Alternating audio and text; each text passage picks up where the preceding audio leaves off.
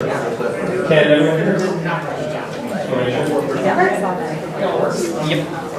Okay.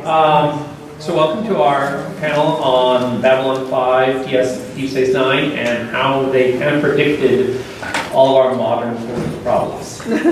Too accurately. Scarily accurate.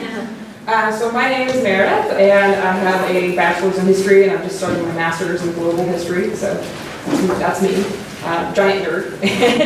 I'm Chris. I have a bachelor's in English, teach high school, so film theory is one that I discuss with my students, and so this blends right into it. So just a few things up front. There's going to be spoilers. The show's 25 years old. You know? Which I realize probably people here are more familiar with Deep Space Nine than Babylon 5, because we'll be the first to admit the first season had some problems, and just about everybody stopped watching them. It works if you just push on through and get to the later seasons. It's one of the best sci-fi shows ever. Sorry, we're going to spoil it for you when you go and watch it after this.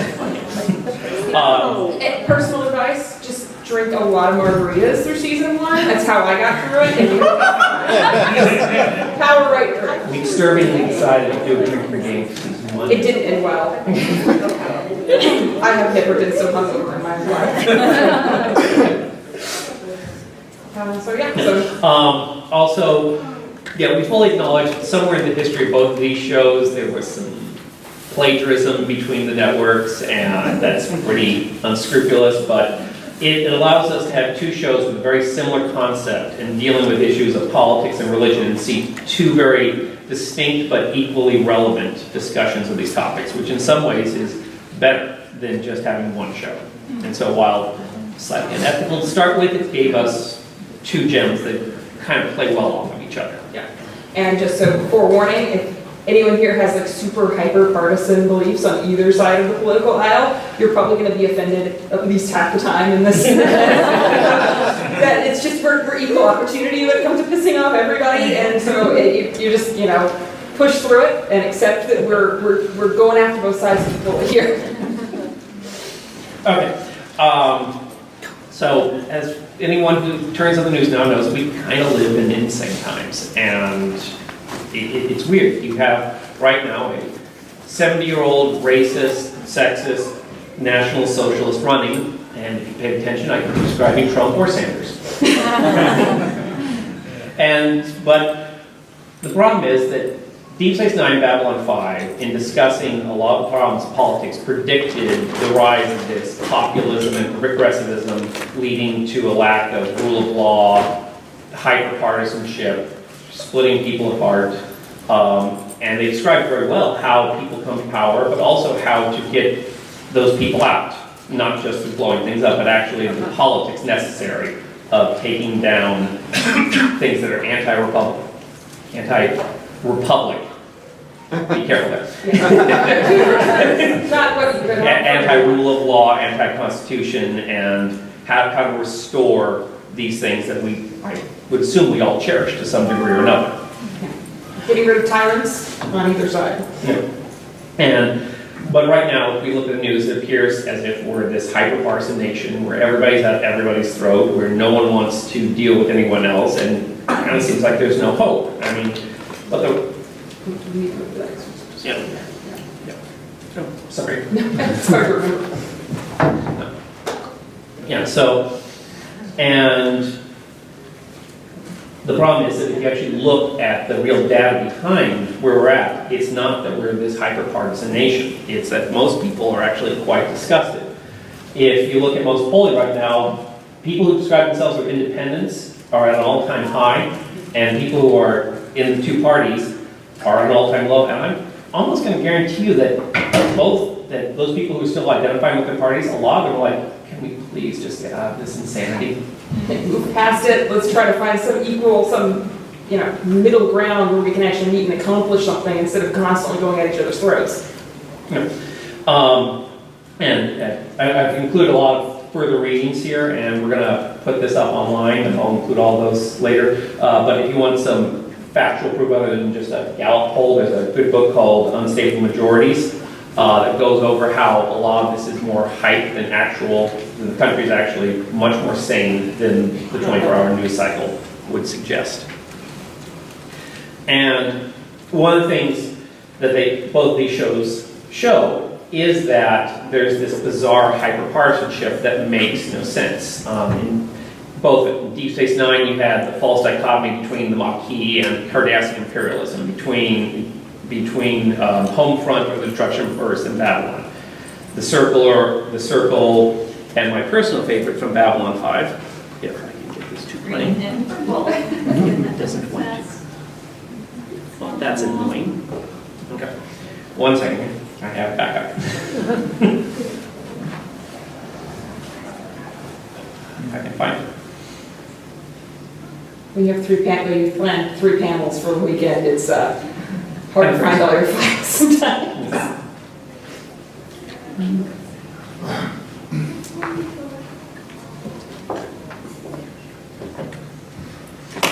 Sorry about this.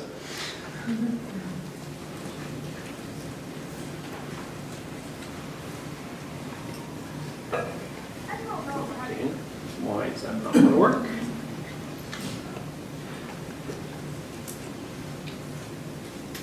Oh, isn't that fun? Earlier. Yeah. Okay. So we'll come back to that. But I think anybody who's watched Babylon 5 knows that scene where it's just, you've got just a race that's decided to have a fight between 2 sides.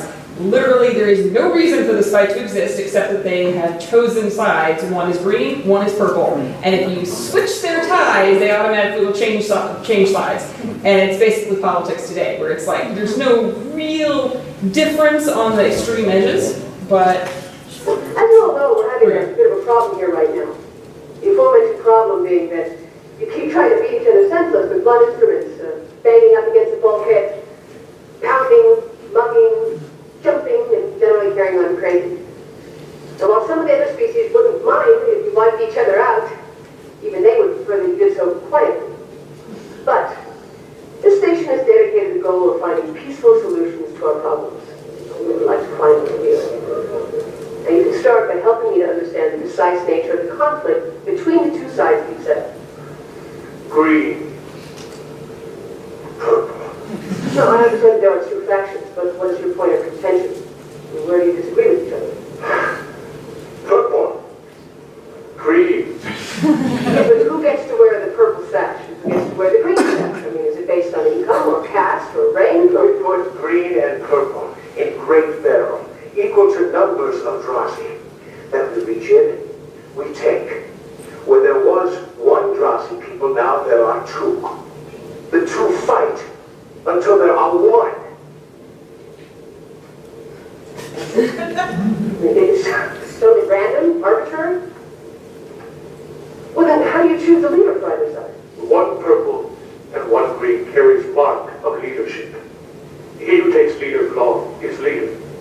He who takes green is green and follows green leader. He who takes purple is purple and follows purple leader. Wow. So, yeah, that's basically elections for you at this point. I've never seen an election cycle that didn't pan out that way since I started following politics. Did we end up better than the Drazi? What? Did we end up better than the Drazi? Oh, we hope so. Who knows, though? I mean, honestly. We don't have an Ivanova yet to come in and save everything, but we're hoping. Yeah. But it's based on these, modern politics is based on false dichotomies of you pick one side and thus clearly the other side is 100% wrong on everything, and there, of course, will be no discussion between anything, which is just as insane as green or purple. Right. And When it comes down to it, realistically, neither side is usually 100% in the right because they're going so far to the extremes on either side. They're going after each other on issues and can't find a way to meet in the middle. There are occasionally times when you might sympathize with their reasoning for why they're doing something like the Maquis. Okay, sure, you're in a situation where you've been, your land has been given to the Cardassians and they're terrorizing you, but that doesn't really justify your actions what you end up doing as the Maquis are doing. It's like one of my favorite TV shows, Cool Motive, Still Murder. And what this leads to in both forms is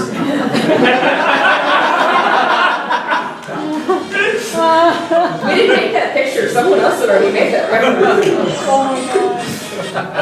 leads to populism, either in the form on the right of hyper-nationalism or on the left in the form of hyper-progressivism. So on the right you get the Tea Party and Ted Cruz and Trump, and on the left you get Ocasio-Cortez and Occupy Wall Street and Bernie Sanders. And both these sides don't quite live in reality. They have their hyper-partisan beliefs, and they don't try and compromise, they don't try and deal with what's the way forward to actually achieve my goals. It's just about beating the other guy. The right-wing statement is own the libs. I'm not sure if there's a left-wing equivalent in name, but there certainly is in action. And nobody actually cares about getting things done.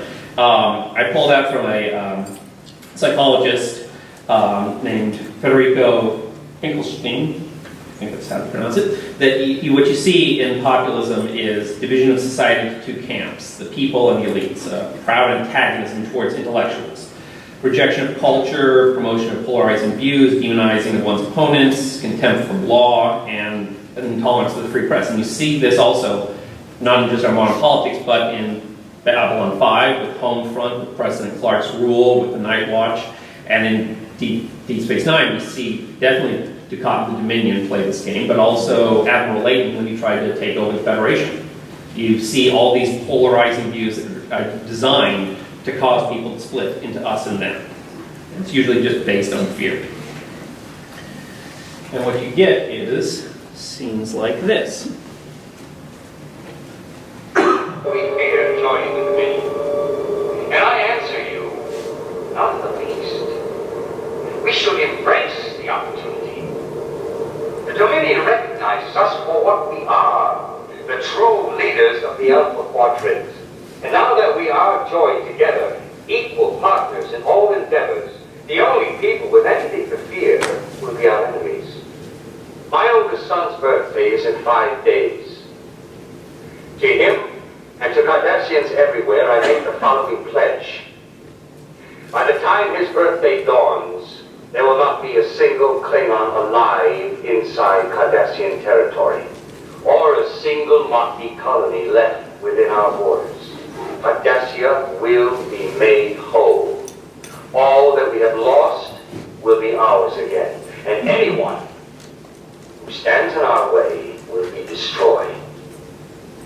This I vow with my life's blood, for my son, for all our sons. Make Cardassia great again. That's actually where we started making this, the idea for this panel came from, is we were rewatching Deep Space Nine, and they had that speech played, and I looked, I was like, did he just have a Make Cardassia Great Again speech? That's what it was. You play to a mythical past that never really existed, with mythical rights and holdings that never were true, and this riles up people's emotions and damn the facts. And you see this, and how they gain power is important to understand, both in Deep Space Nine and Babylon 5, but also it helps us see our current situation. And that's the joy of watching these things, is that it can show you some truths about where we're actually going. So, one of the things that both these shows show well is that populism on either side depends on racism, factionalism, and hatred. Sun Tzu, hundreds of thousands of years ago, said people fight because they hate their enemy.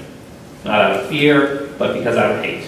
And so you always have to stoke that hate. You see it, in Deep Space Nine, the term spoonhead is thrown around so often, you kind of forget that Miles O'Brien is the nicest little racist there is. It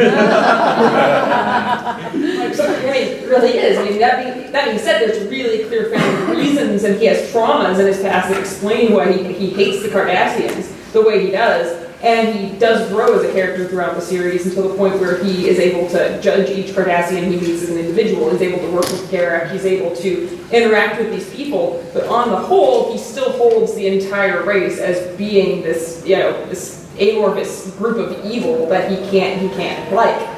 I mean, to be fair, Gul Dukat is a space Nazi. You can't lie. I mean, that's what he is, but that doesn't mean the entire race is responsible for his actions. And I think also the writers kind of forgot that their opening episode with Cardassians, they had O'Brien say, I don't hate you, Cardassian, I hate what I've become because of you. They kind of took it a step back and played to more to his faults from that initial scene. But, I mean, and let's be honest here, there are a lot of racist attitudes from Cardassians for the Bajorans. And they have a right to feel that way, but it's not going to move them forward.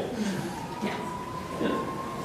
And, I mean, the parallels between Cardassia and Bajor and the Palestinian conflict were all too obvious even back then. But it makes the point, quite accurately, that as long as you're holding on to this hatred, you're not going to move forward. And we see this also with the Narn Centauri fights in Babylon 5. But we also see that President Clark's tyranny on Earth plays up racism towards all alien species. Yeah. It doesn't challenge the home guard of the first season, it actually embraces them and makes it policy.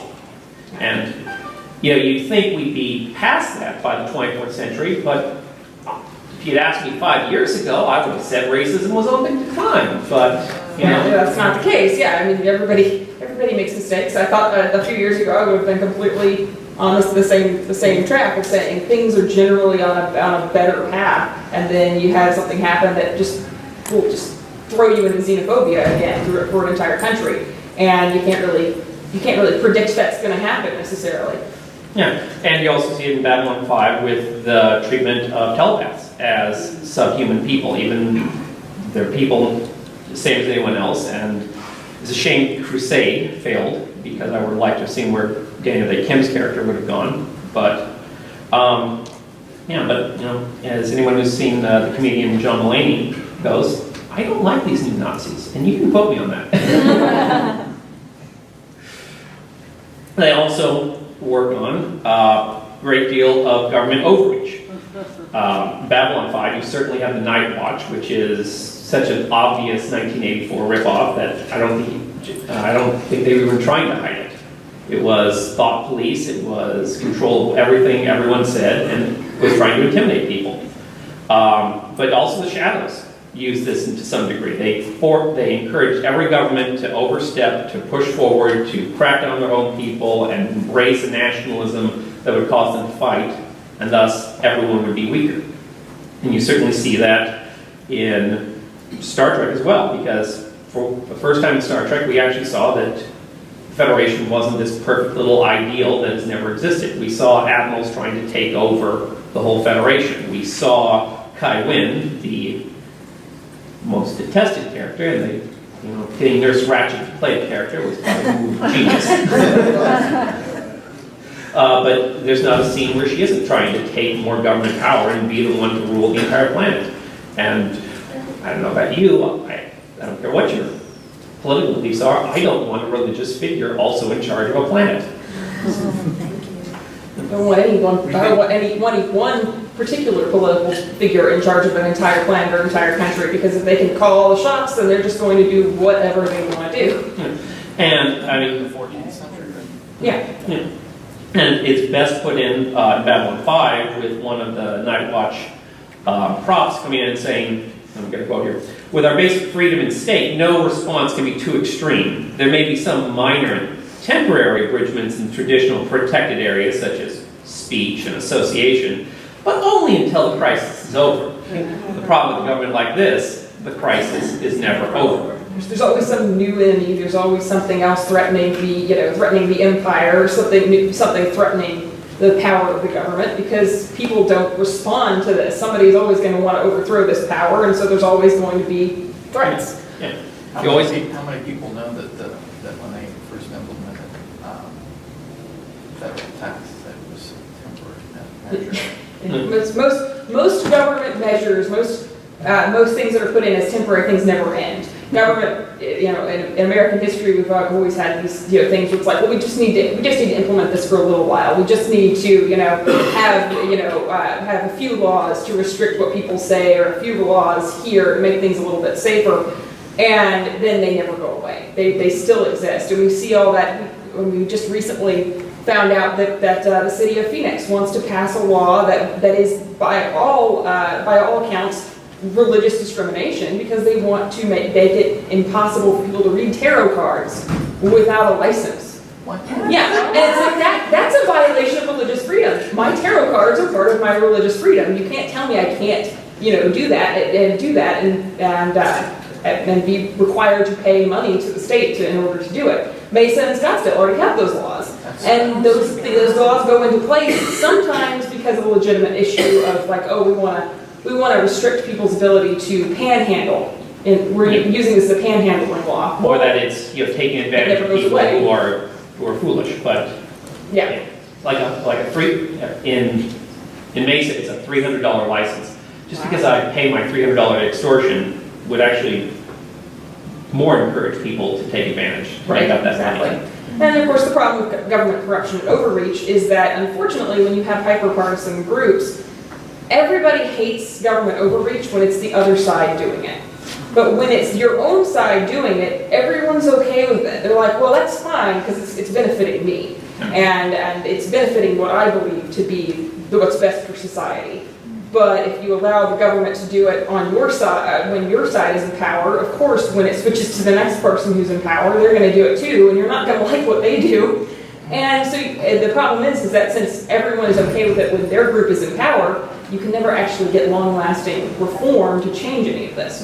It's like, right now, try and find me a Republican who believes in debt reduction in Congress. It would be impossible. Or, I remember a couple years ago, on the left, people praising Obama's stance of, I've got a pen and a phone and I don't need Congress, and now we have the same attitude from the right, and this is a problem either way. We don't have respect for rule of law, at least at the highest levels. Moving on, both shows didn't deal with it entirely, because back in the 90s, I'll admit it wasn't as big an issue, but both shows did touch on immigration. In Babylon 5, you had the telepaths trying to immigrate somewhere, and you also saw the problems of, if anyone wanted to watch the half season of Crusade having problems diplomatically of just trying to, hey, can we go to your planet so we can try and find a cure for our entire species? Well, we don't want you here. Yeah. Or in Deep Space Nine, you had one episode of people trying to immigrate from the Gamma Quadrant to parts of Bajor, which were uninhabited, and theoretically could have worked well for them. But also you had Bajorans immigrating to the Gamma Quadrant, and the Dominion, instead of saying, that's ours, could you please move, just blowing it up. And from both sides, you see that intolerance towards people migrating is a problem. Especially in Babylon 5, where you have an entire planet below Babylon 5 that no one's inhabiting, and no one once thought, let's move there. Why would you do that? That's crazy. But it shows that at the core, the fear of the other is present in the government corruption and short-sighted thinking. And of course, both sides always manipulate the truth. In Deep Space Nine, you see Jake's attempt to be a journalist of the Dominion War stifled by the Dominion, specifically through Wayun. Other than that, the real problem with Star Trek is it sometimes forgets there's popular culture. But after jazz, I don't think they remembered there was any music. They seem to have forgotten that TV even existed. Which, I don't know about you guys, but I don't feel like in 4 centuries we're going to just have forgotten Netflix existed. I don't feel like we're still going to be rewatching TV shows. It makes sense with Garibaldi watching Daffy Duck in Babylon 5. That certain things do survive. But the problem with Babylon 5 is they've only got apparently one news station. And if you control one news station, you control everything. I'm going to try and get this video here and skip to the relevant part. To recap, the mission.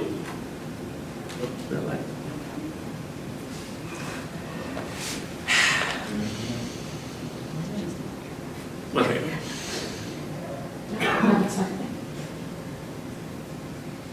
That's not it. That's the Star Trek one. No, 1 second. Wrong series. Different station. Yeah, of course, that's one off. Oh, well. So, Okay, this is a bit of a long clip, and I'm sorry that I can't skip to the relevant part, but this is in a future well past Babylon 5 being destroyed, and seeing once again how government The purpose of the uses simulation is to provide the propaganda most correct to deal with info things. speak and support for current changes in Earth policy.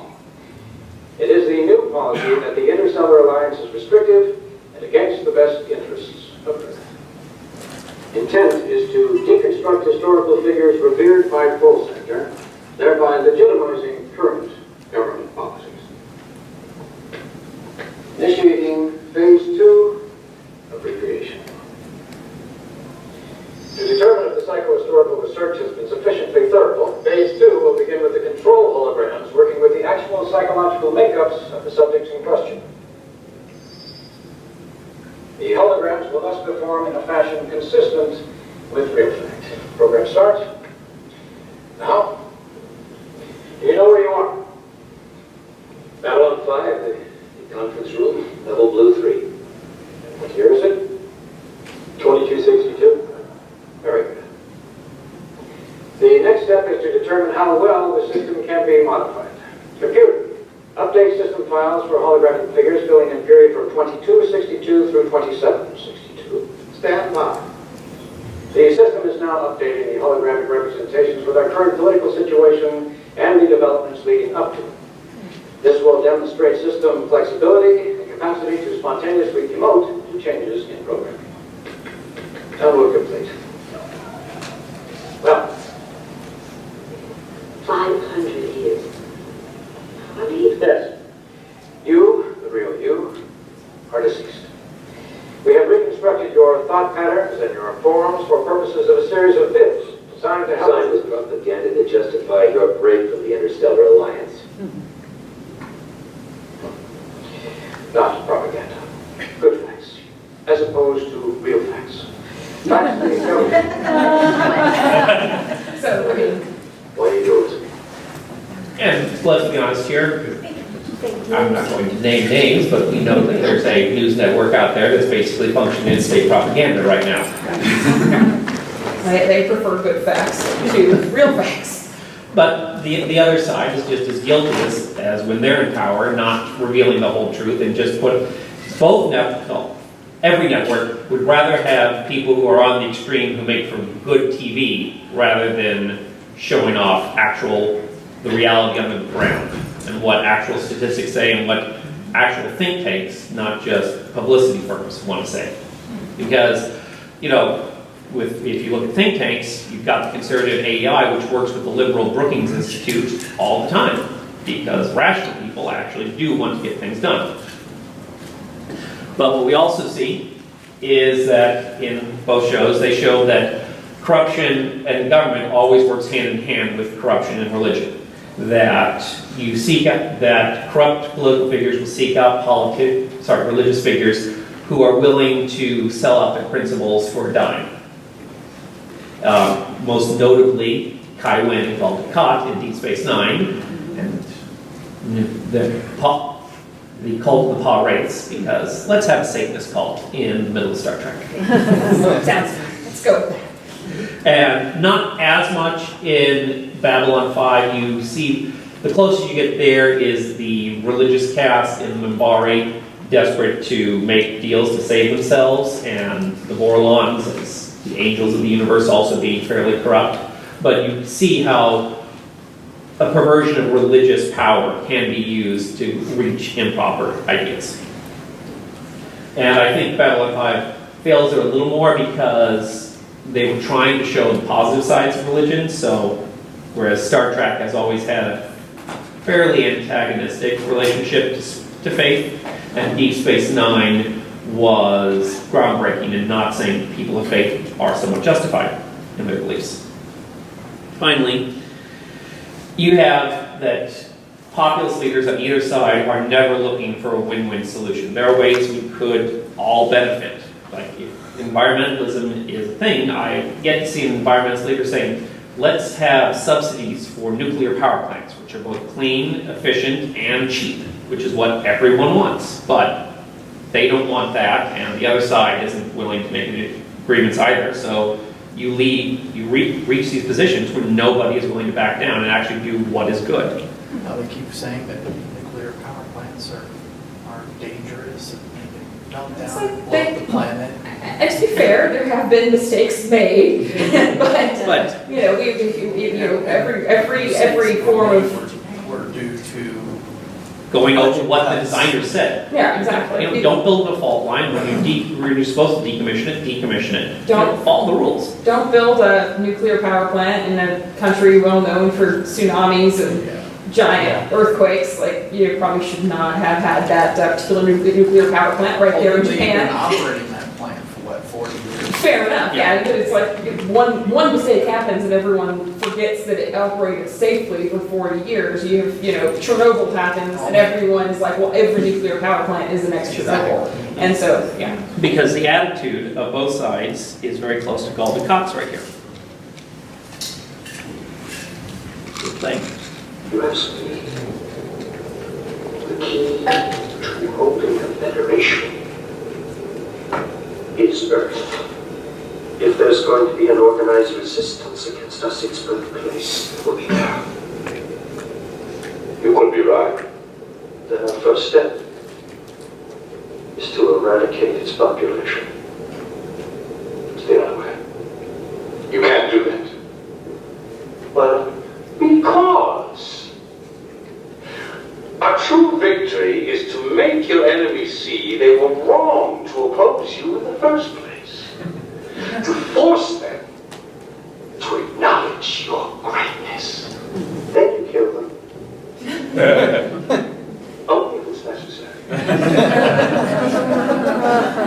Yeah, it's not actually reaching any point, it's forcing the other person to admit that you're right. That's not how policy should ever be, but I turned on the news last night, and that's what I'm seeing. Yeah. Every time I look at the news, it's just one group of people trying to tell the other that you're wrong and there's no way we can compromise on this. Yeah. Yes, sir. Ultimately, that was the argument between the Shadows and the Warlocks, was Yeah. they didn't want to win, they want the other side to acknowledge they were wrong. Exactly. Exactly. Yeah, that is the central conflict of most of Babylon 5. There's a great quote, I couldn't find one on a clip with some good audio, but these shows also show us the way out, and it's best stated by Jakar in season 2 of Babylon 5, that no dictator, no invader can hold an imprisoned population by the force of arms forever, ever. There's no greater power in the universe than the need for freedom. Against that power, governments and tyrants and armies cannot stand. The Centauri learned this lesson once. We will teach to them again, though it take 1,000 years, we will be free. And both these shows show the way out of this populist trap. And the first one is more in Babylon 5 because I'm fairly certain that no Star Trek writer or producer has ever taken an economics course, as shown by the Ferengi, who are Bernie Sanders on crack vision of capitalism. And I still can't figure out, like, do people in Star Trek get paid? Otherwise, how are they spending money at Quarks? But also, they seem to be not be getting paid. There's no relevant understanding of economics in this show. But then again, let's be honest, half the races they come up with could never have reached space. Yeah, it's a cool little joke, but you're not building a warp drive if your only language is Darmok and Jalar at Tanagra. I don't see how you master the equations for And I'm interstellar sorry, travel. I don't buy the Klingons having the scientific technology level to grasp space flight. I love the Klingons, but they don't seem to be exactly scientifically minded. Yeah. So besides a few shots of Jake and Nog making some deals, And I swear to God, I get angry. Every time I even think about Deep Space Nine, I have a moment of just like, what are self-sealing stem bolts and why do I want to know. Honestly, I don't think Miles O'Brien even knows, so I'm sure I never will. but Babylon 5 does actually show some real understanding of how things work, that free trade and markets are key component of freedom. Now, granted, you don't want complete anarchy either, but one of the first things you see President Clark crack down on is free trade with other races. It's the free trade that keeps Babylon 5 alive. You need to have, not not the most psychotic anarchist Ayn Rand vision of economy, but you know, Milton Friedman and Hernando de Soto, Deidre McCloskey and Jack Deshpegwadi, you know, sane capitalism that balances people's rights, and all these people, these gods of capitalism say, yeah, we need a safety net, and we need the one that helps people get out of poverty. But these are things that, this is one of the things that protect liberty, is that people have enough money. And, you know, governments are full of idiots. They're not qualified to make, you know, complex decisions that even a quantum computer couldn't figure out. So markets have ways of deciding things that individual people cannot. And, you know, we need to return to, you know, free trade that both sides now seem to be completely opposed to in one way or another. And that's, like, in a couple weeks, when those 25% tariffs kick in, all of our trips to Walmart are going to seem less polite to our pocketbooks. And, you know, the thing is, lots of people like to blame capitalism for problems, but when you actually dig down deep into the numbers, dig down deep into what causes the issue, you find that what it is government policy that allows corporations Encourages. and encourages corporations to lobby and prevent people from, you know, from what's the word I'm looking for here? Prevents transparency, prevents good decisions, encourages risky behavior. Yeah, exactly. And so you have these situations in which if you actually got rid of the underlying government policy that causes the problem, the corporations wouldn't be able to take advantage of that anymore. And so when you have that issue where you blame capitalism for an issue that's actually caused by cronyism and government overreach. And certainly, you don't want absolute anarchy, but right now, you know, you look at AEI or Brookings, they'll show you that the more economic freedom you have right now, the more social progress you have, the more democratic transparency you have, the more justice in the criminal justice system you have, because the minute people have things, they want to protect those things, and they will demand that the government help them protect those things through an impartial system. And so that leads to the second thing that both these shows show well, is that while the grand motion of one individual leader standing up, like DeMar or Sheridan, and saying, no, we're not going to take this anymore, it's often sometimes the smaller actions that matter. That Bashir moving personally to stop his mutant friends from giving all the information, that Shakar standing up to challenge win in an election, that I couldn't find a lot of smaller actions in Babylon 5 because, you know, they are only in that military organization on one station out from there. But like Ivanova's Voice of the Resistance shows how it's the small things that matter more than the grand gestures. And like one of the things we find now, for instance, you go to a book called Falling Apart by Charles Murray, he shows that one of the things that's led to a lot of social collapse is that people aren't participating in, you know, organizations like the Lions or religious community events. I personally belong to a small group right now called Stand Up Republics, trying to grow. It's nonpartisan, but hopefully we're trying to get some change in like election law with more transparency and ranked choice voting. Anyone wants to come, we have a meeting on Tuesday at the Grand over at on Central at 6:30? 6:30. 6:30, okay. Thankfully someone else was here to verify that for me. Because I don't remember. Yeah, but it is about building communities. Delenn in Babylon 5 points out that one of the strengths of humans is that they build communities, that through their differences they find ways to move forward. That it is only that way that you will find progress. And I mean, obviously in Star Trek we have the United Federation of Planets as the ultimate example of this. That when different groups come together, they are stronger for it. And by the end of Babylon 5, we have the Interstellar Alliance, which has a few rocky beginning years, but you know, anyone who studies U.S. history knows that our first few years were kind of crazy too. Yeah. It's like I do a podcast on weird history, and one of the things is that we had a small secession of a group of people trying to secede from the United States, and then tried to become part of Spain for some reason, like right at the very beginning of, right after the Revolutionary War. Why? Nobody knows. They were just crazy. You're gonna have a few rocky starts. Want some further reading on this, I recommend a good research paper called Locals in America at aei.org. It's only about 30 pages, so it won't take you quite as long as the Mueller report, but... and also both shows clearly shows that strength comes from diversity. While Star Trek has always been very progressive in dealing with social issues, few things have ever tackled racism in America quite as well as the episode Far Beyond the Stars, which is an excellent episode. It's just painful to watch because it just gets you. And has anyone seen the new Deep Space Nine documentary? Yeah, they talk about there how Avery Brooks, who was not only starring but directing this, was in hysterics for a long time while filming this because it is so powerful. And he was so into the role. He when they said cut, he was still on the floor. He was still crying. So, yeah. But also we see this in Babylon 5, where between Ivanova and Talia, this is the first time I think in TV history that you have a major character who qualifies as an LGBT character, far more than Dax's one episode Tristan.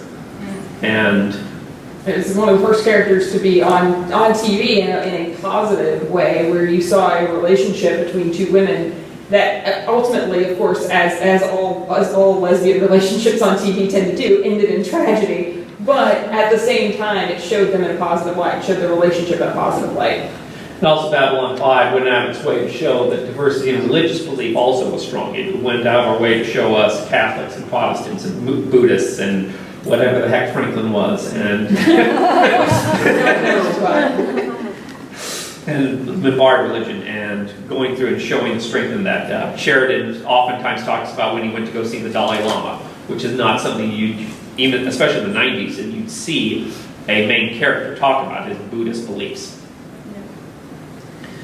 And this ties into the fact that one of the key points of Babylon 5 is faith management.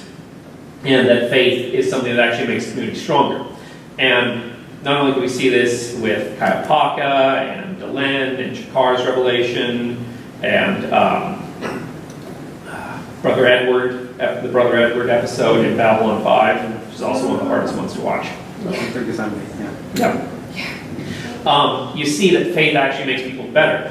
And you might think that that's a little bizarre because right now, if you watch the news, you'd think it's the evangelical vote that's pushing the most extreme parts of the right. The right's move towards populism. But in a recent study done by Cato, what they showed was the most extreme views are people who say they're Christian but never attend church, whereas the most moderate views are the people who attend church regularly. Just the act of going to church apparently has some kind of moderating value. And that's why, embracing faith and, finding whatever outlet works for you. If you're an atheist, I maybe back to the community thing, find some other way to engage with the community. But, reestablishing something with your faith can only help.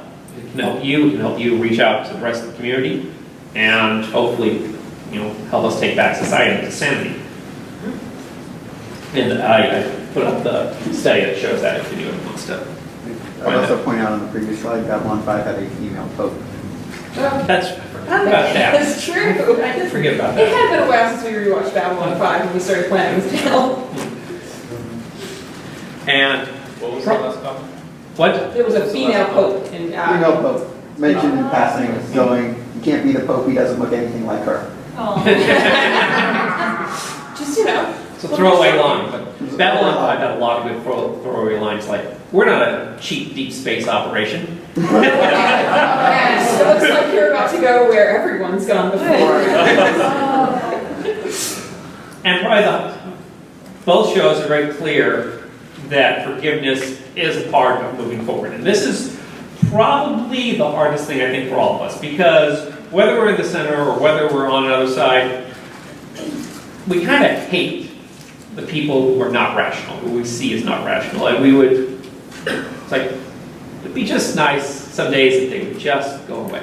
I don't necessarily need them to die, I just need them to move to another planet and never bother me again. Send them to the moon, put them on a fast track to another planet, let them figure things out on their own planet and leave us alone. Yeah.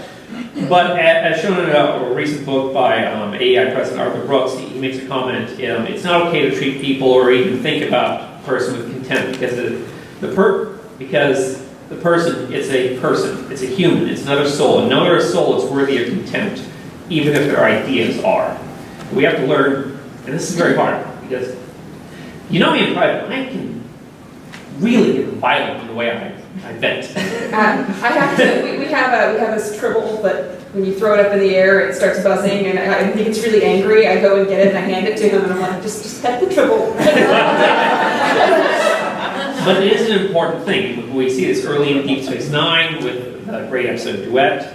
We see it later in Babylon 5 with Chakar forgiving Londo. And again, walking through, journey through Yosemite, we have the hardest moment where the writers challenge us to forgive a murderer who killed someone we learned to love in that episode. And, however, there is also another part to forgiveness, is sometimes you have to be willing to also remind people of the mistakes they've made. I'm going to go with this one here.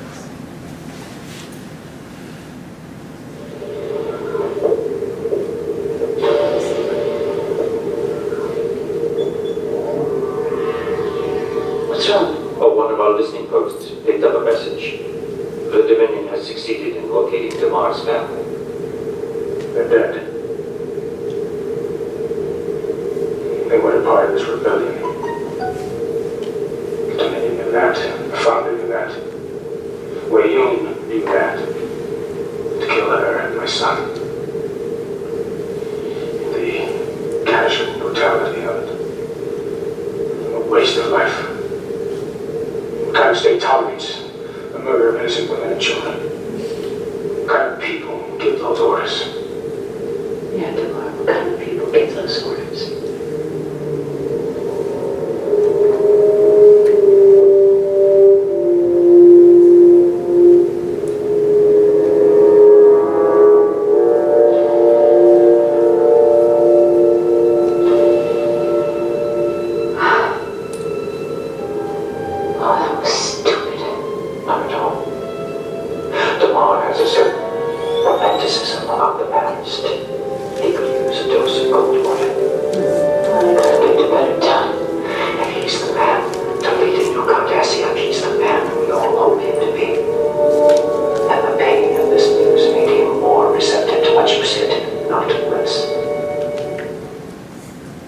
So, while we can forgive people, we also need to learn to push them to recognize their own inconsistencies so that they can grow. And that also means we have to recognize our own inconsistencies and correct for them early on. Because, I think we can all admit that there have been times when we've, had a strong belief in something, and then you come up, right up against the evidence that you were wrong, and you have two choices at that moment. You can either deny it and pretend that you're still right, or you could pretend that you never had that bad belief in the past, or you can evolve and change your opinion. And I know I've had to do a lot of that in the last few years, where I would say that the person I am today is very, very different than the person I was 2 years ago. And you just have to learn to live with those mistakes and move on. Yes, sir. Okay, so what about the Minbari deciding that their souls were going to the humans? How was that? How did they evolve? By making that decision. Well, we only saw the very beginning of it. Keep in mind that we saw the Rangers, including humans and other species. We saw the growth of the Interstellar Alliance, but it was still early on from Minbari. We left them 30 years after they learned this point, which it's their interpretation. I don't know if there was canon per se, because what they treat as souls is a little weird in Babylon 5, I'll fully admit, with the soul hunters and whatnot. But, major change like that, it's like trying to look at Christianity in 60 AD. Maybe if we got another spin-off show that dealt with later on, I could talk about that in more depth, but I just don't think there's enough there. Of course, they were wrong. What? They said they were wrong. I mean, they didn't know, when they captured Sinclair. Sinclair. Yeah, They were wrong. True. In other words, they misinterpreted the data, but once they decided they had as much to lose as the Philippines, that changed everything. Yeah, you see yourself, seeing yourself in the other, which is what they did, is a great way to move forward. Sorry, I lost my train of thought there. Something else we see is, that ties in here, is that you need some self-knowledge, and both with the Bordelons constantly asking, who are you, as opposed to what you want. And the self-knowledge that comes from the orbs or Odo's final decision that he must rejoin the Great Link, we see that self-knowledge is something that can help lead forward. If Odo hadn't realized they needed to rejoin the Great Link, the war could have continued on, probably not forever, but for another more days, and would have led to far more casualties. And it is only the self-knowledge that both the Bordelons and the Shadows are wrong, and they're presenting us with this false knowledge that allows the Babylon group to move forward and start the Interstellar Alliance. I saw this again in a recent interview with Arthur Brooks, where he was talking about asking, what's my why? Which is a fundamental question of desire. It's about discerning, and discernment requires peace, and peace requires calming your monkey mind. It's like we have to understand what we want, who we are, and where we're going before we can deal with anything else. And this requires a lot of meditation, self-reflection, and actually challenging our ideas. I mean, if you'd asked me 20 years ago, I would have been completely against open borders, but then I found research that showed they don't take jobs, they don't ruin wages, they don't cost the taxpayers all that much. But even 5 years ago, I would have held on to the rule of law until I was rereading Federalist Papers, and there's James Madison, Federalist 42, saying, yeah, there's no power to regulate immigration, none. Now I'm completely open borders. Because until you want to change the Constitution, there's no power to do that. You can't have powers that are not granted to the government. Yeah. And that video is just dead for some reason. Okay. But we see this also in Babylon 5 when Sheridan is near death, and he finds out the one question that moves him back to life is not, does he have something to die for, but something worth living for, that we have to find something other than just, I'm opposed to this group. I need to fight this group. You actually have to have something that you want, some progress to move forward to other than just the reactionary, they're wrong, so I'm going to oppose them. And you also need knowledge of the outside world. With Star Trek, focus more on the spying and the values of intelligence gathering, because Star Trek has never actually had mass media in their universe for some reason. But Babylon, we see the importance of using the Rangers to find information, but also of using the voice of the resistance to get information out. And how that is the way to challenge populism, is with the truth, with knowledge. And I include a picture there, because we all forgot that Bryan Cranston was a Ranger. It's always funny if you're rewatching a TV show and you see an actor and you're like, who is that? Yeah. So, like I said, I recommend looking more to think tanks, which have much better analysis than the 24-hour news cycle. But we have here this classic image that you want to try and stick near that top with actual reporting and less to the cycles on either side. Yeah, and there's always going to be some shift in positions from these, because new people will buy companies, new people will take over in certain areas of those companies, and they're going to shift a little bit on this scale. So it's important to stay on top of that and keep that in mind. Like there's On this particular one, you see National Review is pretty high up there. I would not qualify them as being that high on that list at this point. They've moved a little bit further down towards the far right Partisan. side of it, in the partisan area. Same with the Wall Street Journal. Some of them are never going to move. I mean, InfoWars, that's never going to be. I don't care who owns it. They're done. They can't ever be taken seriously.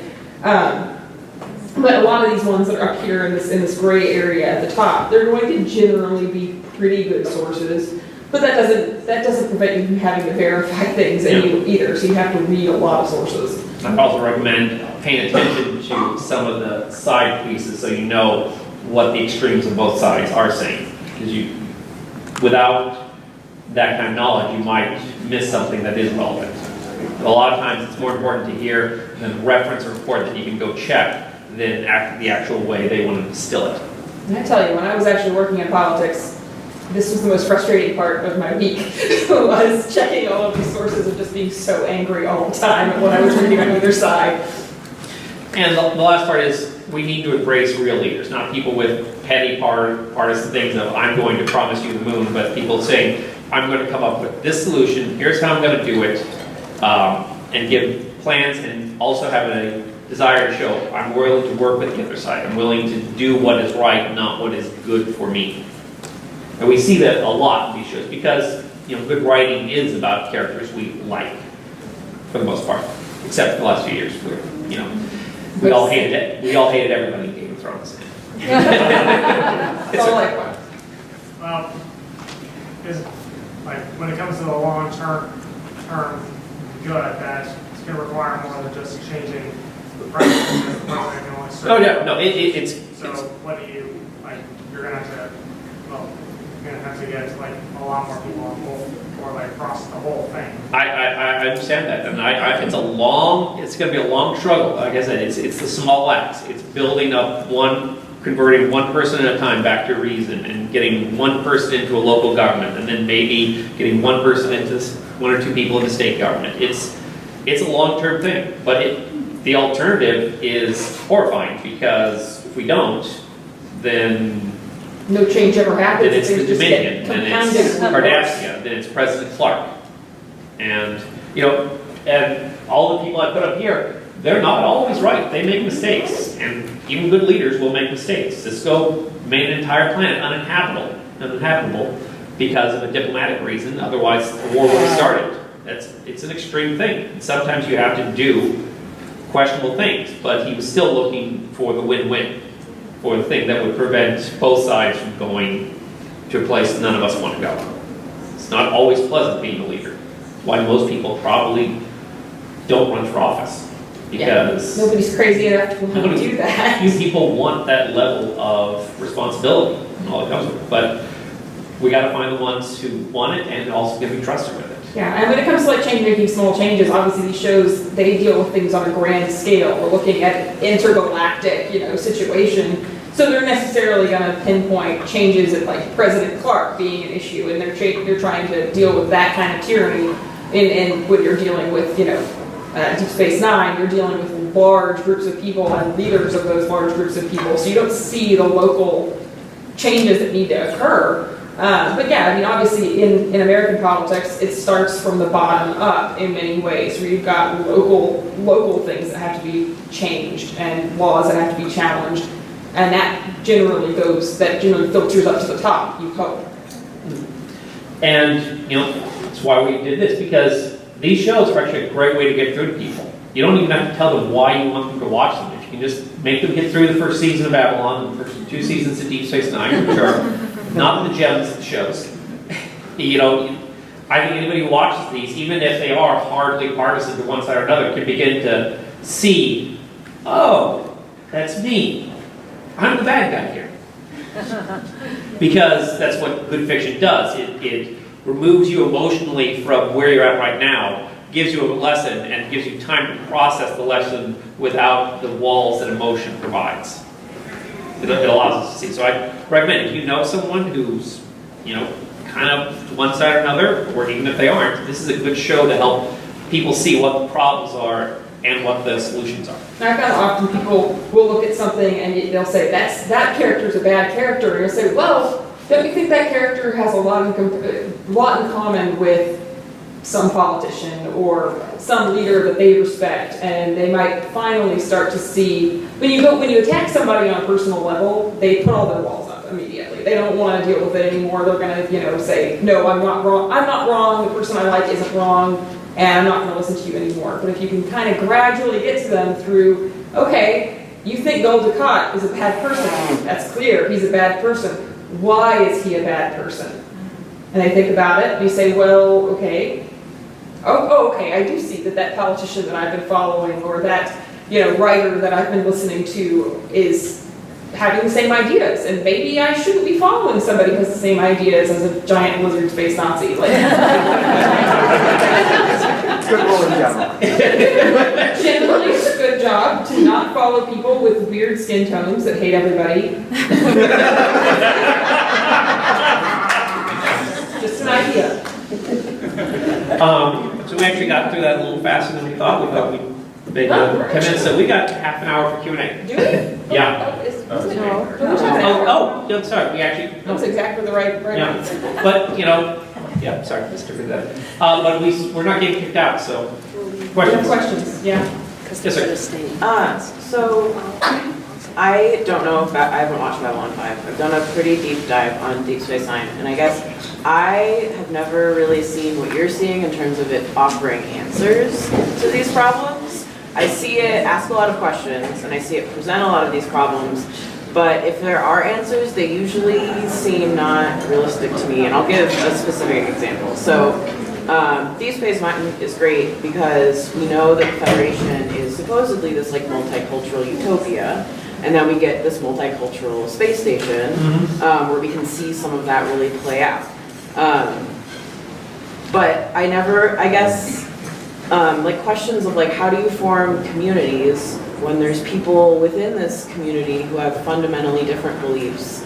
I guess I never really see that get answered. For instance, when Keiko decides she's going to teach a school, teach children, and Sisko warns her, there's many different cultures here. How are you going to teach all of them? And she's like, it'll be fine. And then she immediately runs into problems with the way the Bajorans see the wormhole versus the way the Federation sees it. And that issue was never really resolved. It's just kind of waved away with, oh, well, Kai Wynn is the one who brought that up, and she just did that for power.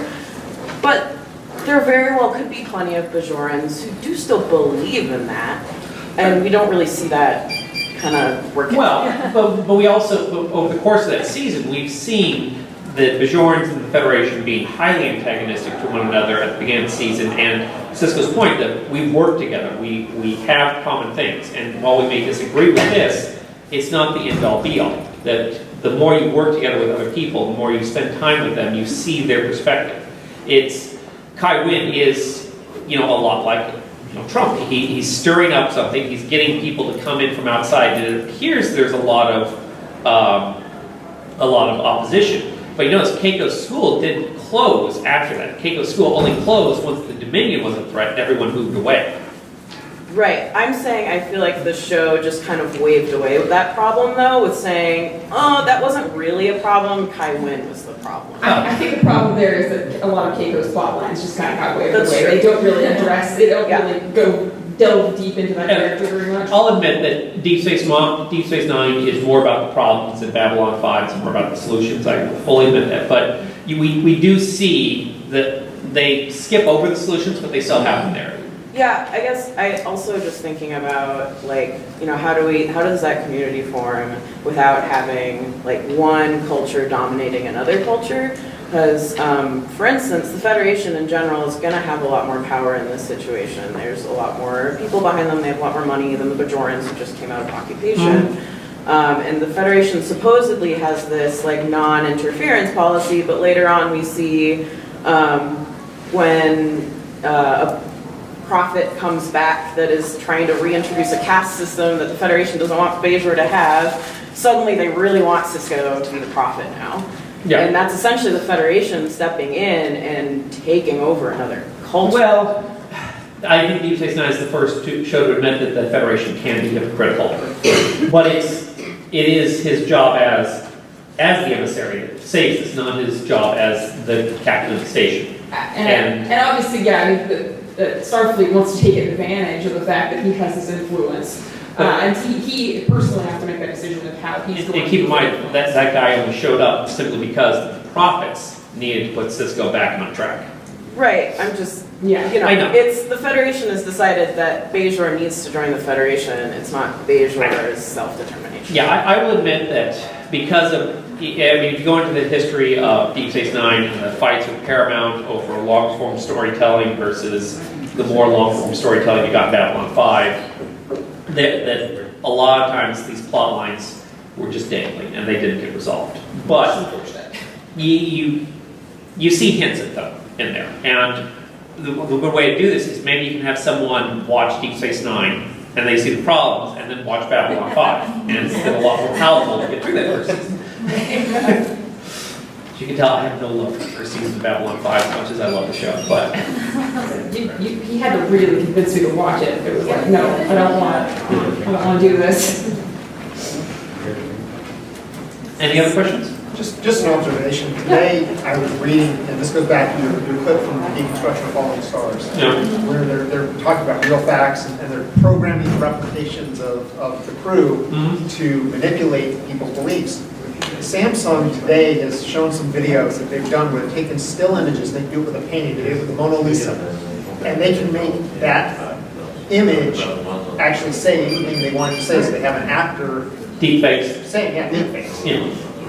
That's what terrifies me more than anything else, because it's already hard enough to scan through all the different media sources that are out there, and now all of a sudden you throw these in there, and you can have the opposition to any fact. Well, yeah, but I will only say I have some hope because I know that Alphabet and the Washington Post are working together to try and come up with algorithms that will spot deep fakes already. Yeah. But the fact of the matter is, as long as there's been mass media, there's been propaganda that relies on lies. And we just all have to get into the habit of reading as much as possible from as many sources as possible to find out the truth. Yeah. Not believing what you see shared on your aunt's Facebook page or whatever. I have a friend, I was talking on my dad's Facebook page yesterday, and I saw this image that had been taken. It looked like it was a sign from outside of church, you know, and it was supposed to be outside of a mosque, and it was in Dearborn, Michigan, and it had this really inflammatory statement on it. And I was like, that doesn't even look real. You can tell that's been photoshopped, and yet he had shared it anyway. And when I was just like, why would you share something like that when anybody with marginally active eyes could realize that you could see the blurred lines on there that it was obviously fake? And I mean, some obviously like deep fakes like that are a lot harder to spot, but people, you know, it's our responsibility to make sure that what we're sharing and what we're putting out there is accurate, and it's hard to do. It is. And it starts with a bit of humility that I could be wrong. Yeah, I've shared fake stuff before. Done it. Babylon 5 had really good episodes about the media. You had the Now for a Word episode, which Yeah. was kind of before the breakaway, and then you had the Illusion of Truth one during the dictatorship full-on swing. Yeah.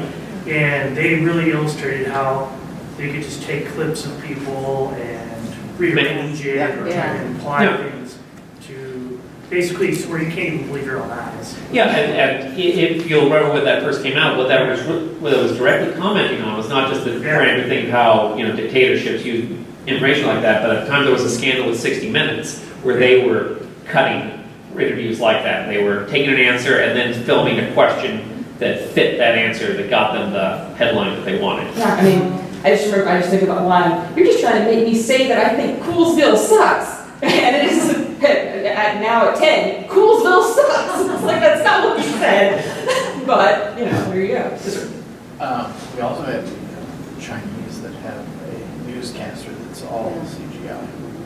Yeah. Yes, we do have all CGI newscasters now. But we know that. We do. They don't. Yeah, there's still a little bit of uncanny valley with those. Like if you watch, I'm like, that's not real. I can tell that's not real. Or like, you know, you're watching it and you're like, that's obviously fake. But yeah, you're right. Give it another year, 6 months, a year, 5 years, and you'll have people that are. So they've got that. They've also got that Android.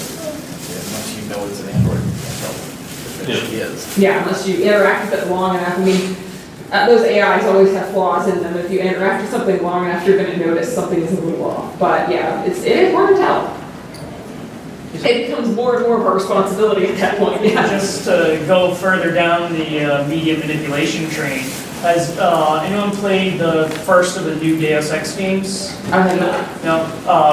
One of the antagonists is essentially an artificial intelligence that was built to manipulate the media for the shadowy group or whatever. But I mean, that's the thing that happens like right now is that you don't even have to create fake news or anything like that. Just being able to adjust which news people are exposed to, even if it's all true, you can still manipulate public opinion to navigate wherever you want to go. Which again goes back to it's your responsibility to go and find as many sources as possible. Thank you. Have a great day. Any other questions about the shows or anything like that? The problem with getting news from social media is that their incentive is to keep your eyeballs focused on their website as long as possible. Yeah. Which means they want to show you stuff you already like. Yeah. They're not going to show you stuff you don't like because then your eyeballs go elsewhere. That you hate. Yes. Because hate They're gets not going, clicks, they're not going to show that to you. I found the best way to do it is not to go to their actual websites. It's to set up an RSS feed, Yes. using, and I really am sad that the old Google RSS feed is no longer functional. Feedly works, yeah. I used to do that when I did political podcasting, where I had to run through thousands of stories every week in order to find what we're going to talk about. And that's what it was. And you go in and you select what the websites that you think are the best ones, and you just run through them. And you don't look at the ads, you don't look at anything. You just read the headlines, read the section, and then if you find that article to be interesting, you click through to read it the rest of the way. That's really the only way to do it, because if you get on those websites, I try to stop my mother from doing that all the time. I'm like, please, I know you thought this headline sounded interesting, but if you click on the Breitbart website, you're going to go down a rabbit hole, and it's not going to be good. And I'm like, please stop sending me these headlines. You know they're fake. Anything else? Anyone? All right. Again, as I said, I'm trying to hype the Stand Up for Public thing. It's nonpartisan. It's Tuesday at Grand at 6:30, which is on Central and just south of Roosevelt. It's right next to where the new Stewart building, the new Stewart Hotel Is it apartment. a local group or?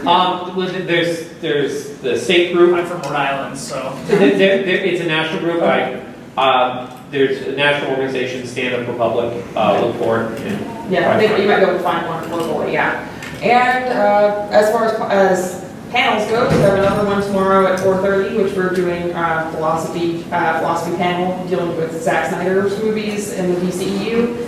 And we also have another panel on Saturday at 7:30, which is, all of our panels are like in this little section of like 3 rooms. And the one for Saturday is a discussion of tarot cards and pop culture. So if you guys want to come to any of those panels, we will be here and we'll have some We'll be here for a few discussions. more minutes if you have some more questions to Yeah. just didn't want to shout out.